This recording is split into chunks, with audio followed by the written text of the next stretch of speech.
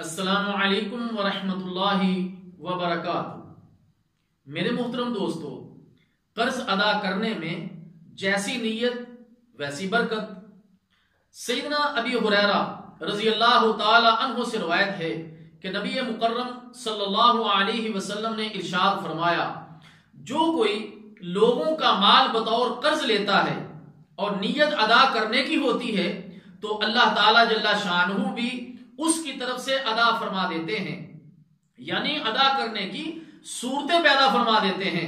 اور جو کوئی ادا نہ کرنے کی نیت سے لوگوں کا مال لیتا ہے تو اللہ تعالیٰ جل شانہ بھی اس مال کو تباہ و برباد فرما دیتے ہیں۔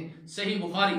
اللہ تعالیٰ جل شانہ سے دعا ہے کہ ہم جب کبھی زندگی میں ایسی ضرورت پڑ جائے کہ ہم کسی سے قرض لیں تو اللہ تعالیٰ ہمیں اپنی نیتوں کو درست کرنے کی توفیق عطا فرمائے اور اپنے دل، سوچ اور فکر میں یہ چیز پیدا کرنے کی توفیق عطا فرمائے کہ جو قرض میں لیا ہے انشاءاللہ تعالی اس کو میں ادا کروں گا، تو انشاءاللہ اللہ تعالیٰ ایسے اسباب پیدا کر دے گا کہ یہ قرض لوٹانے والا بن جائے گا۔ والسلام علیکم ورحمۃ اللہ وبرکاتہ۔